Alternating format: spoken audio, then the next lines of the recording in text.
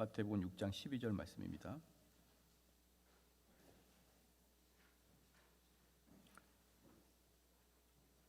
한 목소리로 읽겠습니다. 우리가 우리에게 죄 지은 자를 사하여 준 것 같이 우리 죄를 사하여 주옵시고. 아멘. 하이델베르크 126문 답. 문을 읽을 테니 답을 읽어 주시기 바랍니다. 다섯째 강구는 무엇입니까?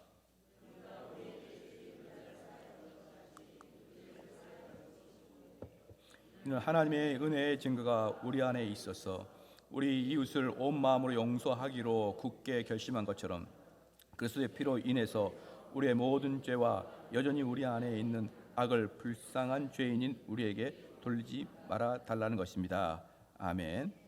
오늘은 우리 죄를 사하여 주옵시고라는 것 제목을 두 번째로 말씀하겠습니다. 우리 그리스도인들은 형제를 용서하라라는 명령을 받았죠. 골로새 3장 13절에 형제를 피차 용서하라 그렇게 이야기했습니다. 피차 용서하라. 그게 우리의 성도의 모습이죠. 그래서 이 지금 둘째 항목의 죄들에는 두 가지 별개 사항이 있는데 첫 번째는 하나님께 대한 불순종이고요. 두 번째는 인간에 대한 손상입니다. 죄를 질 때는 하나님께 대한 불순종 그리고 인간에 대한 손상이 같이 있었죠. 그래서 사람이 용서하라고 요구받는 것은 자기 자신에게 가해진 비행이지만 하나님께 대한 비행은 우리가 갚아나가기가 너무 어렵습니다. 우리가 죄인에게 다른 사람에게 죄를 짓는 것은 갚아나갈 수가 있지만 하나님에게 짓는 죄는 우리는 갚아나갈 수가 없는 것이죠. 그래서 요한복음 20장 23절에 너희가 네 죄든지 사여질 것이요 라고 했습니다. 사람들 간에는 우리가 서로 용서를 구할 수 있지만 하나님과의 우리의 관계는 우리가 용서를 구할 수 있는 방법이 사실은 없다는 것이죠. 그래서 우리 그리스도인들에게 그 죄 용서는 뭐냐 그러면요, 죄 용서를 누가 선포하느냐? 성직자들이 선포합니다. 왜 성직자들이 죄 용서를 선포하냐 그러면 죄 용서할 수 있는 권한이 있는 게 아니고 죄를 용서할 수 있는 약속을 선언하는 것이에요. 약속을. 그래서 죄 용서의 권한이 성직자한테 있는 게 아니고 죄 용서의 권한은 하나님에게 있지만 그 죄 용서를 선포하는 선포는 성직자에게 있는 것이죠. 예를 들어서요, 구약에 보면은 제사장이 그 문둥병이나 여러 가지 병에 걸린 사람을 보고 그 사람이 죄로 문둥병으로부터 해방되었다라고 선포하듯이 그 문둥병을 고치는 것이 제사장이 아니죠.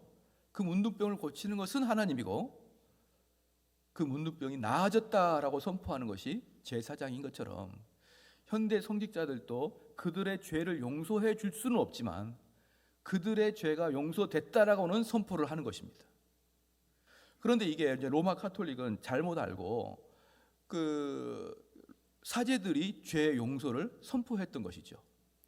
그래서 어떠한 행위를 하게 되면은 죄 용서가 선포된다라고 이제 이렇게 하는데, 그럼 우리 개혁주의 목사님들은 그러면은 무엇을 보고 죄 용서함을 선포하느냐? 죄 용서함 받았다는 것을 어떤 근거가 있어야 될 거 아니겠습니까? 그냥 눈물을 좀 흘렸다고 해서 그 사람이 죄 용서함을 받는 것은 아니지 않습니까? 그래서 오늘은 이제 용서에 대해서 우리의 죄에 대해서 문제를 좀 다룰 텐데요. 그러면 어떻게 성직자들이 어떠한 모습을 보면서 그의 죄 사함에 대해서 선포를 할 수 있느냐, 우리가 좀 보기를 원합니다. 우리가 먼저요, 그 마술사 시몬이 성령의 역사를 돈을 주고 살려고 했다가 그가 저주를 받은 걸 우리는 사도행전을 통해서 알 수 있죠. 그래서 우리는 하나님의 은혜를 무엇으로, 돈이나 헌신이나 봉사로 하나님의 은혜를 끄잡아낸다는 것 자체는 대단히 위험한 것입니다. 하나님의 은혜를 우리가 사전에 인간적인 관점에서 무엇인가를 조정해서 그 하나님이 은혜를 줄 수밖에 없는 그런 마음을 만들기 위해서 우리가 사전에 하나님의 마음을 조정하는 것은요, 사실 시모니즘이라고 할 수 있어요. 시모니즘은 뭡니까? 돈을 주고 은혜를 사는 것을 말하는 것입니다. 그래서 많은 경우에 우리의 헌신과 우리의 노력이 은혜를 받아낼 수 있다는 생각을 여러분이 하게 되면 큰 오해입니다. 어떻게 해야 됩니까? 하나님께 받은 은혜가 너무나 감사하고 지극만극하여 하나님께 드릴 게 없고 나의 이 몸 하나를 드립니다라고 하나님께 나아가야 되는데, 그러지 못하고 인간의 타락한 사람들은 내가 하나님으로부터 덕스러운 걸 받기 위해서, 내가 하나님으로부터 뭔가를 좋은 걸 받기 위해서 내가 먼저 베팅을 하는 경우가 있지 않느냐 이 말이에요. 그러한 것들은요, 하나님의 진노를 자아낼 수밖에 없는 것입니다. 우리가 똑같은 헌금을 드리고 우리가 똑같은 헌신을 하지만 어떤 자는 하나님 보시기에 합당한 자요, 어떤 사람은 하나님 보시기에 불합당한 자라는 것을 우리는 알고 계십니까? 이것은 우리의 어떤 행위의 문제가 아닙니다. 우리의 마음의 상태의 문제죠. 그래서 우리가 하나님 앞에 우리가 죄에 대한 용서를 받을 때도 이 원리를 좀 가지고 들어가기를 원합니다. 그래서 이 죄를 회개할 때 이 죄의 문제가 회개, 죄 용서함이 받을 때는 우리가 세 개의 요소가 있는데, 첫 번째는 바로 통회합니다. 통회. 그래서 우리가 회개할 때 통회하는 것이 분명히 있어야 되는데, 문제는 뭐냐 그러면요, 우리 하나님은 우리를 영원토록 버리지 않습니다. 그것을 믿으시길 주의로 축원합니다. 왜 그러냐 그러면 우리가 죄를 질 때 하나님이 우리를 체벌을 하십니까 안 하십니까? 시작. 체벌을 하셔요. 이 부분에 대해서 저는 한국 교인들이 자꾸 헷갈려합니다. 하나님께서 우리에게 죄책을 면제하신다, 뒤에 나오는데 죄에 대한 책임을 면제하신다 부분이 분명히 나옵니다.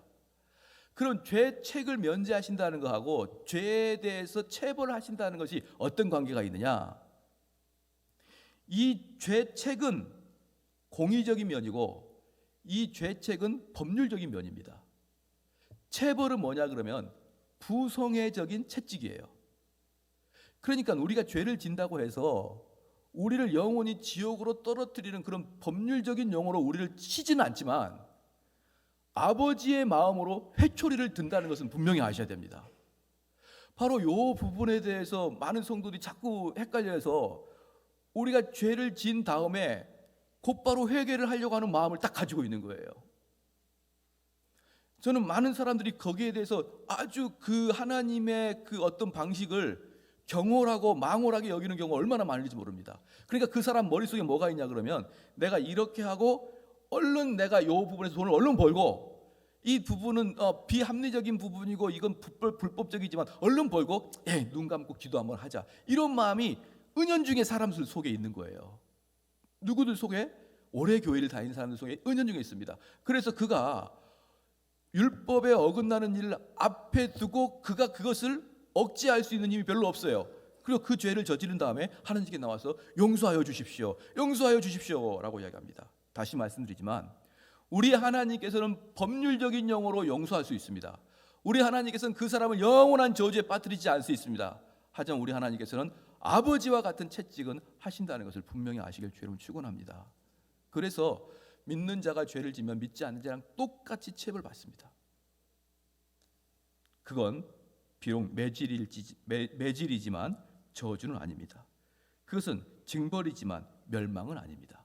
우리 하나님 아버지께서 인자함을 근거로 해서 우리를 채찍질은 분명히 하신다는 걸 알게 됩니다. 그러면 이런 것들을 관점으로 볼 때 회개가 뭐냐? 회개가 첫 번째는 통회, 두 번째는 고백, 세 번째는 회심, 이 세 개가 분명히 나타나야 회개인 것입니다. 사랑하는 성도 여러분, 정신을 바짝 차리고 들어야 됩니다. 왜 그러냐 그러면 이 회개는 모든 구원받음의 시작인 것이기 때문에. 그럼 내가 가지고 있는 게 참된 회개인지 거짓된 회개인지 스스로 체크를 해보시고, 거짓된 회개인 자들은 이 참된 회개가 나오게 해달라고 하나님께 간절히 기도할 것이요, 참된 회개가 나온 사람들은 하나님께 감사함으로 나가는 것입니다. 할렐루야. 그래서 첫 번째는 뭐냐면, 회개의 첫 번째는 통회입니다. 에스겔서 7장 16절에 다 각기 자기 죄악 가닥에 골짜기 비둘기처럼 슬피 울 것이며. 그래서 통회할 때는 때로는 누가복음 18장 13절에 보니까요, 때로는 가슴을 치면서 표현합니다. 스가랴서 9장 3절 말씀을 보니까 때로는 머리털을 뽑으면서 통회합니다. 시편 6편 6절 보니까 때로는 눈물로 침상을 띄우면서 통회합니다. 사랑하는 성도 여러분, 많은 사람들이 자꾸 착각하는 게 있는데요. 그 착각을 제발 여러분 머릿속에 비워야 되게 뭐냐 그러면, 나는 어릴 때부터 교회를 다녔기 때문에, 나는 모태 신앙이었기 때문에 특별한 어떤 그 뭡니까 통해와 특별한 자복 없이 그냥 어느 날 나도 모르는 사이에 구원을 받았습니다라고 이야기하는 것만큼 어리석고 위험한 게 없습니다. 그건 말이죠, 우리가 모태신앙이라는 이유만으로 당연히 구원받았다고 생각하는 것과 똑같이 어리석은 거예요. 제가 늘상 말씀을 드리지만 우리는 혈과 육에 의해서 태어난 게 아닙니다. 그러므로 우리가 교회에 앉아있다는 이유만으로 구원받는 것을 절대로 확증할 수가 없는 거죠. 그런데 많은 아이들이 어릴 때부터 교회를 다녀서 하나님 말씀이 실질적으로 복음이 그 아이에게 접목되어 있지 않는데, 그 아이는 생각하기 뭐냐면 자기는 다 들었다고 느낌이 드는 거예요. 자기는 알 만큼 다 들었고 이제 복음에 대해서 자기가 많이 안다고 생각하기 때문에 그 어린 나이부터 교회를 다니는 사람의 특징이 뭐냐면 나중에는 따분하고 지겨워지는 거예요. 이 말씀 자체가 나의 양심과 나의 심령을 찌르는 게 아니라 그냥 따분해지고 지겨워지는 것이죠. 그래서 그냥 어릴 때 언제 내가 뭐 사춘기 때 언제 회심을 했겠지 이렇게 하면서 그냥 지나갑니다. 그러나 사랑하는 성도 여러분, 회개에는 말이에요, 통안이라는 게 꼭 들어가야 됩니다. 지금 여기서 말씀하는 세 가지는요, 통회, 고백, 회심, 이 세 가지는 회개의 필수적인 조건인데 이 세 개가 여러분에게 있느냐는 것이에요. 어떤 사람은 이것에 대해서 강도의 차이는 있습니다. 강도의 차이는 있지만요, 누구든지 자기가 그동안 잘못 살아왔다는 것에 대해서 통회하는 자복이 있어야 되는 것입니다. 왜 그러냐 그러면요, 한번 살펴보십시오. 내 스스로도 살펴보고 내 자녀를 살펴보고 내 주변인을 살펴보십시오. 그 아이가 어릴 때부터 교회를 다녔다고 해서 그의 인격이 성숙한 인격인지 한번 보시라 이 말이에요. 아니지 않습니까? 일반적인 아이들과 별 차이가 없지 않습니까? 그렇기 때문에 그 아이를 거듭난 자라고 보면 절대로 안 되는 것이에요. 나도 내가 어릴 때부터 교회를 다녔다고 스스로 거듭난 자라고 자부하면 안 되는 것이에요. 무엇을 봐야 됩니까? 통회함이 있었냐 이 말이에요. 통회함이 있었냐? 이 통회함을 제가 이야기할 때마다 말씀을 드린 게 있는데요, 모든 빵 소리는 다이너마이트 소리가 아니지만 모든 다이너마이트에서는 빵 소리가 나게 되어 있습니다. 펑펑펑 운다고 해서 회개가 아니지만 모든 회개에는 울어야 됩니다. 과연 그게 없이 회개가 될까요? 그게 없이 통화이 될까요? No, 그렇지 않습니다. 분명히 있어야 됩니다. 그래서요, 그런데 이 슬픔을 우리는 어떤 슬픔이라 그러냐면 거룩한 슬픔이라 그러는 거예요. 거룩한 슬픔.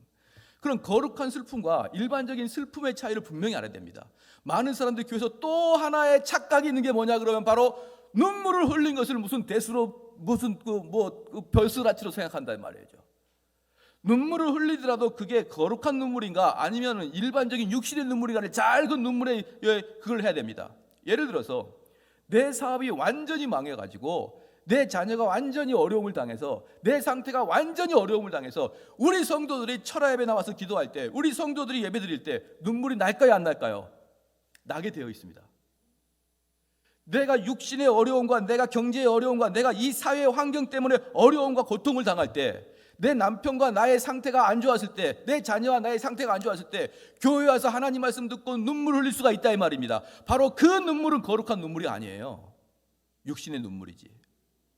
어느 누가 자기가 어려운 상태에서, 어느 누가 가정이 어려운 상태에서 눈물을 안 흘릴 수가 있습니까? 그건 불신자도 흘릴 수가 있고요, 그것은 지옥 갈 자도 흘릴 수 있는 눈물입니다.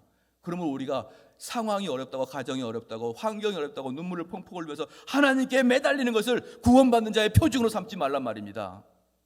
누구든지 눈물을 흘린다고 해서 그 눈물이 참된 회개의 눈물이 아닙니다. 하지만 참된 회개는 눈물이 나오게 되어 있습니다. 그럼 참된 회개의 눈물이 뭘까요?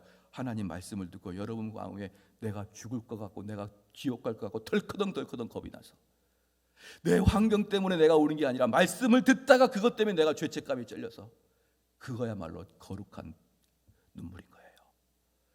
여러분, 우리가 마귀가 얼마나 우리를 속이는 줄 아십니까? 처음에는 그래 너가 원래 교회 다녔으니까 원래 구원은 그렇게 스리슬쩍 넘어가는 거야. 뭔 표가 있겠니? 그러다가 그 표가 아닌 걸 알았습니다. 그럼 정말 눈물을 흘려야 되는구나 알았습니다. 그러면 눈물 흘릴 거 보니까 내 인생도 내 인격도 여러 가지 상황에서 힘들어요. 그럼 그거 생각하고 봅니다. 아, 내가 눈물을 흘렸구나. 아, 그렇구나. 사랑하는 성도 여러분, 예배당에 있었을 때, 예배 드릴 때 눈물을 흘릴 때 그 눈물이 무슨 의미인 줄 아십니까? 카타르시스예요. 카타르시스가 무엇인지 아십니까? 종교적인 그 깨끗해짐, 종교적인 희열. 그러므로 예배드릴 때, 그러므로 기도할 때 여러분의 눈물이 나는데 그 눈물의 출처는 정확하게 몰라도 예배 드릴 때 났던 눈물이기 때문에 카타르시스를 느끼는 겁니다. 근데 사실은 그거 카타르시스 외에는 아무것도 아니에요. 여러분이 하나님부터 용서받았다는 증거가 아니라 이 말입니다. 여러분 분명히 아시길 주 여러분 축원합니다. 그래서 하나님 말씀을 듣고 내가 움츠러들 때 그때 그게 거룩한 두려움이죠. 아닌 것은 어느 누구도 그렇게 할 수가 있는 것입니다. 그래서 시편 51편 3절에 이렇게 말씀했습니다. 내 죄가 항상 내 앞에 있나이다. 예레미야 31장 19절 20절 보니까 우리 한번 예레미야 31장 한번 봐보겠습니다.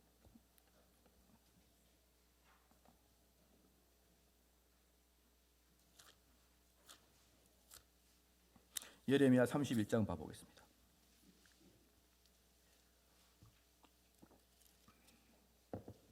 예레미야 31장 19절 20절입니다. 시작. 내가 돌이킴을 받은 후에 뉘우쳤고 내가 교훈을 받은 후에 내 볼기를 쳤사오니 이는 어렸을 때 치욕을 진 고로 부끄럽고 욕됨이니다 하도다. 에브라임은 나의 사랑하는 아들 기뻐하는 자식이 아니냐. 내가 그를 책망하여야 말할 때마다 깊이 생각하노라.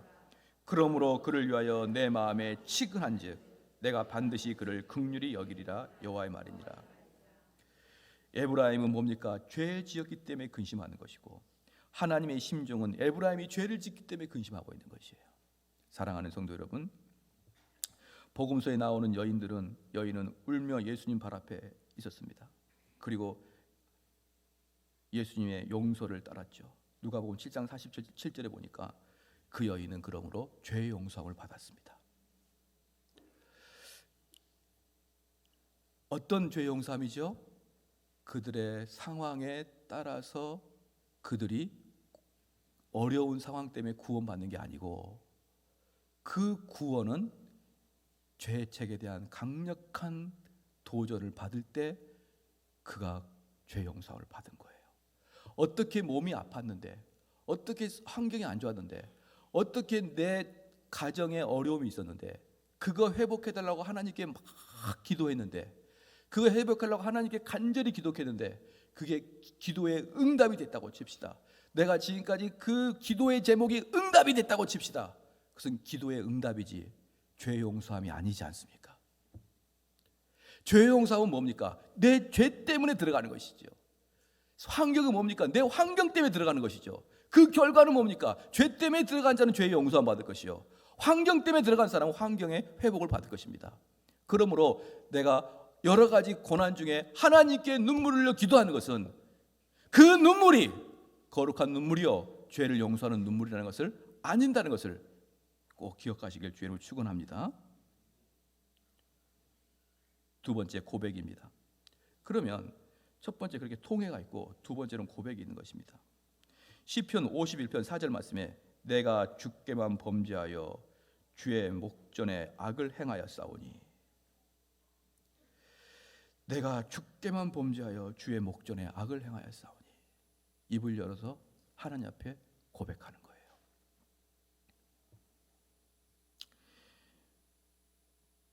사랑하는 성도 여러분, 고백은 주로 이 고백이라는 것 때문에 카톨릭에서는 고해성사가 나왔습니다. 고해성사. 그래서 내가 신부님께 이야기를 하면 신부님이 적당한 벌을 주고 이제 그 죄를 용서해 주는 것이죠. 그러나 야고보서 5장 16절 말씀에 보니까 이러므로 너희 죄를 서로 고하며. 사랑하는 성도 여러분, 제가 성도들 간에 성도들의 성경적 관점을 말씀을 해드릴게요. 성도의 관점은 뭐냐면, 서로 사이가 안 좋은 사람은요 서로 만나서 서로 자기의 죄를 고백하는 거예요. 저는 이런 분들하고 정말 대화하기가 힘든 분들이 있습니다. 어떤 분이냐 그러면, 앞에 있는 목회자는 말이죠, 여러분들은 수십 명 수백 명이 저를 보고 있기 때문에 여러분과 저는 개인이 생각해 1대1인 것 같아요. 느낌이. 근데 저는 1대 100이고 1대 200 아니겠습니까? 그럼 우리 성도들이 볼 때, 정대원 목사를 볼 때 하나의 단점을 이야기할 때 말하면 100개가 들어옵니다. 100개가. 그렇기 때문에요, 요즘에는 어떤 느낌이 드냐면 어떤 조언을 듣는 게 대단히 스트레스를 받기 시작하는 거예요. 대단히 스트레스 받습니다. 그런데 그 대단히 스트레스를 받는 가장 뭡니까? 그 많이 쓰는 말이 있습니다. 뭡니까? 저하고 만약에 성도 간에 잘못된 일이 발생했습니다. 그러면 이 성도가 찾아와서 목사님, 제가 잘못했습니다. 이렇게 이야기를 해요. 그런데 목사님, 이렇게 합니다.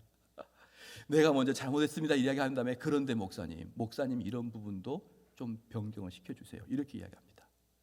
사랑하는 성도 여러분, 그게 문제를 해결한 게 아니에요. 문제 해결은 뭐냐 그러면 목사님, 제가 목사님께 이게 잘못했습니다. 이 둘이는 조언의 관계가 아니고 트러블이 생겼다고 해야 됩니다. 문제가 발생한 관계예요. 그러면 어떻게 해야 되느냐?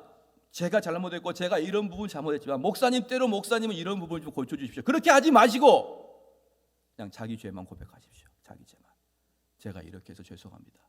제가 이것 때문에 내가 나빴습니다. 제가 이것 때문에 당신을 오해했습니다. 그렇게 하십시오. 그게 야고보에서 나와 있는 것은 뭡니까? 서로 뭐합니까? 죄를 고백하는 거예요. 자기의 죄를. 그래서 제발 문제를 해결하고 갈 때, A와 B가 문제를 해결할 때 나도 고칠 테니까 너도 이 부분 고쳐주십시오. 그렇게 이야기하지 마십시오. 그것은 또 제2라운드의 싸움에 접어드는 것입니다. 그냥 내가 잘못했습니다. 그러면 되는 거예요. 내가 당신을 오해했습니다. 내가 애매한 당신에게 속을 상하게 했습니다. 저를 용서해 주십시오. 그러면 모든 게 끝납니다. 할렐루야. 왜 끝날까요? 그게 성경의 방법이니까. 그래서 우리는 성도들 간에 고백을 해야 됩니다. 죄에 대한 고백을 해야 됩니다. 그런데 이제 문제는 성도들 간에는 그렇게 먼저 고백을 하시길 바랍니다. 내가 어떤 사람과 문제가 발생했을 때는 그를 찾아가서 꼭 그렇게 고백을 하시길 바랍니다. 두 번째, 그에게 죄를 짐으로 누구에게 또 죄를 졌습니까? 하나님께 죄를 졌습니다. 그래서 우리 다윗이 뭐라고 했습니까? 내가 주께만 범죄하였나이다 라고 표현했습니다. 그러므로 우리는 이제 그 슬픈 고백을 가지고 하나님 앞에 나와서 또다시 또 다른 눈물을 흘리는 거예요. 첫 번째, 아까 죄는 뭡니까? 내가 하나님 말씀을 들을 때마다 내 마음에 찔리는 그 아픔 때문에 하나님께 나와서 눈물을 흘렸다 그러면, 이제는 내가 하나님께 득죄한 것 때문에 또 나와서 눈물을 흘리는 거예요. 하나님, 내가 또 하나님 앞에 득죄하였나이다. 저를 용서하여 주소서. 저를 용서하여 주셔서. 첫 번째 통해는 어떤 통해냐? 통해는 내가 죄를 짐으로 하나님께 벌을 받을 것에 대한 두려움 때문에 통해를 하는 것입니다. 하나님, 내가 이렇게 살다간 정말 큰 벌을 받지요. 하나님, 내가 이렇게 살다간 정말 구원에 탈락될 것만큼 내가 구원받은 자가 아닌 것 같아요. 하나님, 저의 죄를 용서해 주십시오라고 첫 번째 통해 잘 때는 내 죄에 대한 그 결과에 대한 두려움 때문에 기도한다 그러면, 두 번째 고백에서 내가 하나님께 울며 기도하는 것은 내 사랑하는 하나님을 실망시키는 것에 대한 고백 때문에 또 우는 것이에요.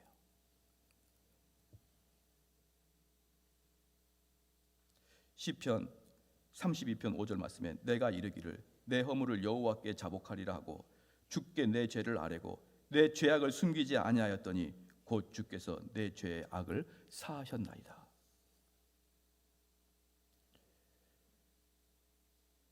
세 번째, 회심입니다. 회심은 이것은 죄로부터 돌이키는 것을 이야기합니다. 죄로부터 돌이키는 것. 통해는 뭐라고 했습니까? 하나님 말씀으로 거룩한 슬픔이 빠지는 것을 통해라고 했어요. 그 다음에 서로 죄를 고백하는 것이 필요하다고 했습니다. 서로 죄를 고백하는 것은 내가 그 사람을 사랑하지 못함에 대한 부끄러움 때문에 눈물을 흘린다고 했습니다. 마지막에 회심은 돌아서는 거예요. 한번 찾아보겠습니다. 사사기서 10장 보겠습니다.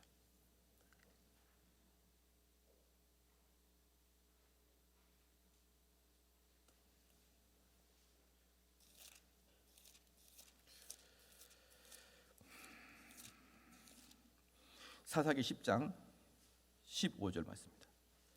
사사기 10장 15절 말씀.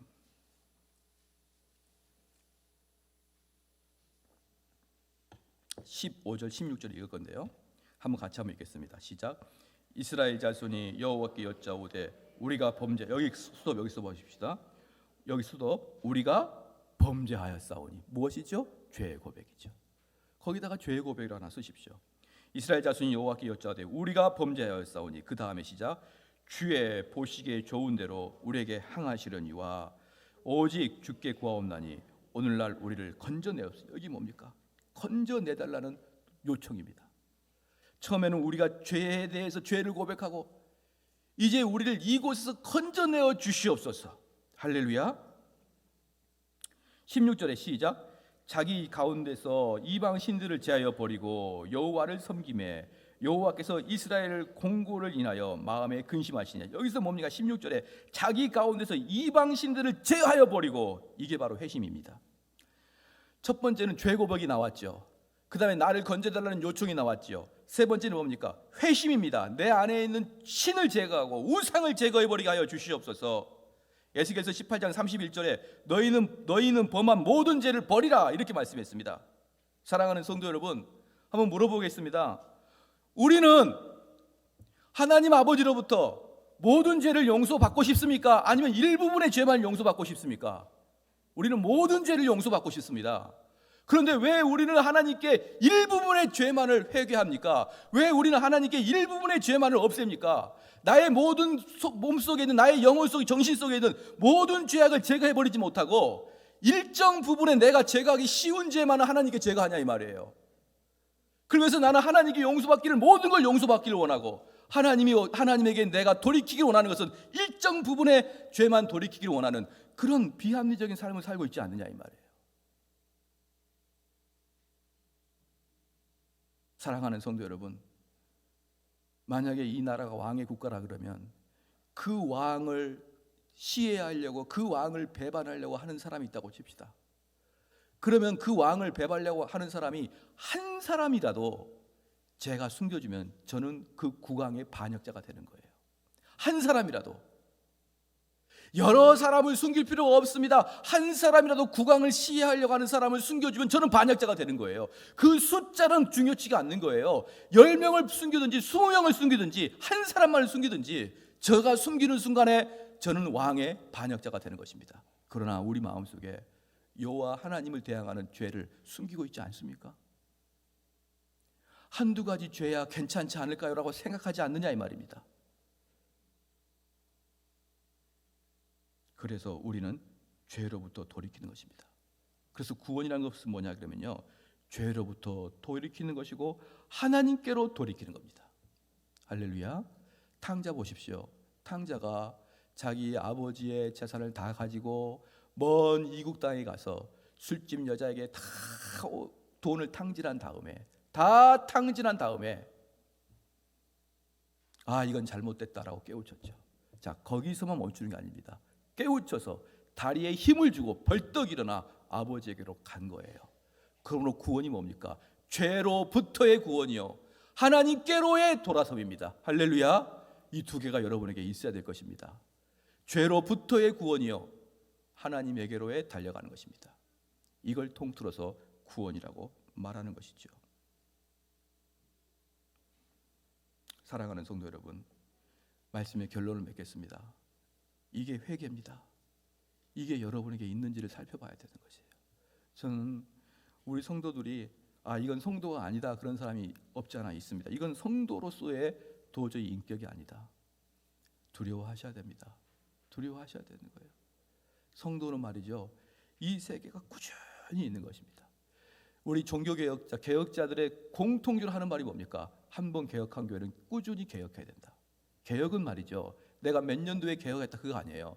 개혁은 매주마다 개혁하듯이. 그럼 개혁이 뭡니까? 잘못된 것을 올바로 바꾸는 게 개혁입니다. 잘못된 걸 올바로 바꾸는 게 개혁이에요. 이게 무엇입니까? 정확하게 회개 아닙니까? 회개. 잘못된 것을 성화시키는 거, 회개가 성화 아닙니까? 그래서 우리가 구원받을 때도 우리의 죄를 철저히 회개하고 구원받듯이 구원받은 이후의 삶도 매일매일 회개함으로 매일매일 성화의 관계에 들어가는 것입니다. 그게 바로 개혁교회는 계속 개혁해야 된다, 이 뜻이에요. 나는 언제 구원받았어? 끝! 그런 게 어디 있습니까? 그게 아닙니다. 언제 구원받았어가 아니라 끊임없이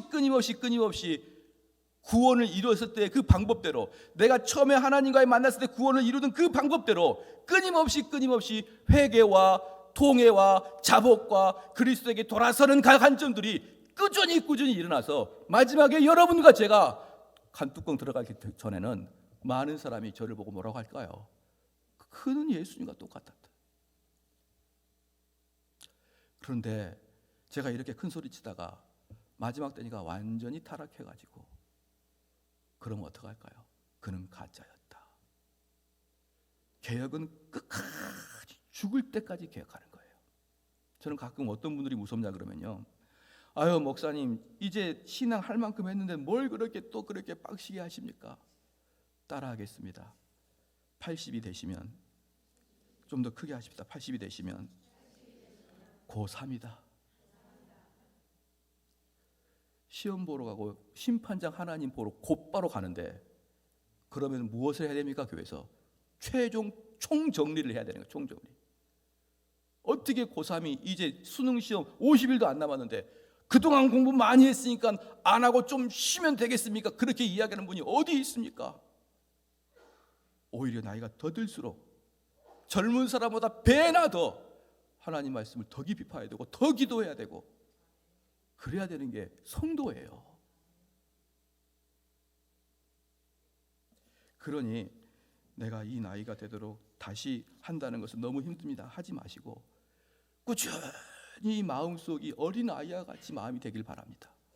배우고 즐거워하고 기뻐하고 다른 사람과 같이 교제하고 즐거워하는, 하나님을 영화롭게 하는 것이 너무너무 기쁘는, 그래서 남들이 나중에 볼 때 아니 저분은 나이가 저렇게 많이 들었는데 왜 마음이 저렇게 순수한 거야? 누가 봐도 순수한 마음을 가지는 그런 청교도와 같은 사람이 되는 거예요. 할렐루야. 제가 생각하는 우리 교회의 표본은 그겁니다. 저를 생각하고 제가 제 나름대로 제가 성도가 어떤 목사가 되기 전에 성도이니까 내가 어떤 성도가 되기를 원하고, 더 나아가서 제가 목회하는 이 교회 성도들이 어떤 교회 성도의 모습이 될 것인가, 마지막에 어린아이 같은 것 같지 않냐.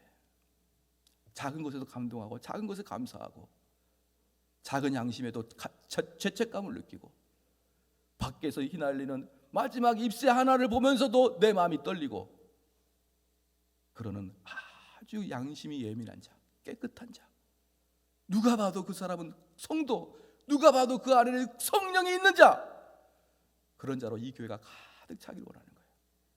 똑똑하고 잘나고 잘생기고 그런 게 아니라 깨끗한 자, 착한 자, 이런 자가 우리 교회에 많기를 바랍니다. 저는 어떤 교회가 참으로 청교도 교회고 개혁교회로 좋다고 그러면 제가 가보고 제일 처음에 만나는 사람이 누구냐? 목사님을 만나기 전에 교인들을 봅니다. 그러면 우리가 생각하는 것보다 훨씬 많은 개혁교회에서는요, 교인들이 교만해 있어요. 내가 좀 많이 공부했다. 저는 그 교회는 가짜라고 봅니다. 그 성도가 일반 평신도가 이렇게 두꺼운 책을 읽고 있어도 가짜예요. 그거냐. 왜요? 그 마음속에 성령이 안 계시고, 얼마든지 악령이 있어도 왜 책 못 읽고 왜 책을 이해를 할 수 없습니까? 누구든지 할 수 있는 것입니다. 그러나 그의 인격은, 그의 지식이 그를 교만으로 끌고 가고 있는 거예요. 사랑하는 성도 여러분, 오늘 이 세 가지 회심에 있어서 세 가지 꼭 여러분과 저에게 나타나기를 주의 이름으로 축원합니다.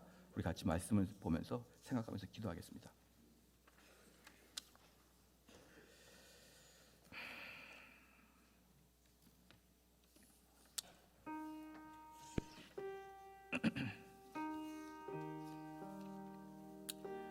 회개에는 통회와 고백과 회심이 있다고 했습니다. 통회는 무엇입니까? 하나님을 향한 두려움에 대한 눈물이라고 했고요. 고백은 무엇입니까? 서로 원수신 자들에게 나타나서 내가 잘못했다고 이야기하는 게 고백이고요. 하나님께 고백하는 것은 하나님의 사랑하는 마음을 성취하지 못함에 대한 눈물이고요. 회심은 뭡니까? 오던 길을 전혀 반대 방향으로 가는 것까지를 회개라고 배웠습니다. 이 시간에 나에게도 이러한 역사가 일어나게 하여 주시옵소서. 그 결과 나의 마음은 계속적으로 어린아이와 같이 되게 하여 주시옵고 순수하게 도와주시옵고 청교도와 같은 자가 되게 하여 주시옵소서. 우리 한번 기도하겠습니다.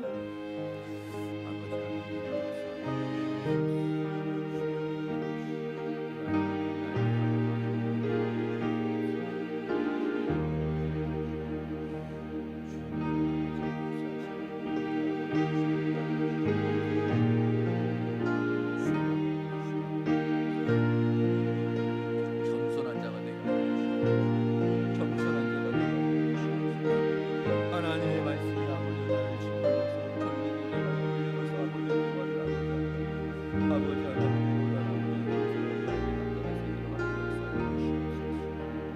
주여 하나님의 역사가 우리 교회 임하게 도와주시옵소서. 우리 한 사람 한 사람의 마음속에 아버지 이러한 일들이 공동으로 드러날 수 있게 하여 주시옵소서. 하나님의 아버지 어장하신 우리 교회 아버지 곳곳으로 같이 도와주시옵소서. 아버지 이 아버지 말씀의 역사가 우리 아버지 다시 생성하게 하나님 아버지 고백하게 하여 주시옵소서. 나의 죄를 피차 고백하게 하여 주시옵소서. 그리함으로 아버지 이 죄를 서로 간에 용서할 수 있는 자가 되게 하여 주시옵소서. 서로 내 아버지의 죄를 아버지 고백함으로 말미암아서 내가 잘못했다는 아버지의 이야기가 이 교회에서 나오게 하여 주시옵소서. 하나님 아버지 또한 아버지 간절히 바라고 원하옵나이다. 하나님 아버지 우리가 배심하게 도와주시옵고 이제 아버지 가는 길을 돌이켜 아버지 가게 하여 주시옵고 내가 가는 길이 아버지 잘못된 길을 아버지 깨닫는 자가 될 수 있도록 하나님 역사하여 주시옵소서. 하나님 아버지 정말 자기의 힘을 생기게 도와주시옵고 내 행위에 아버지 바른 길로 가게 도와주시옵고 잘못된 길이 아버지 분명하게 아버지 인식할 수 있는 귀한 저희들 될 수 있도록 하나님 역사하여 주시옵소서.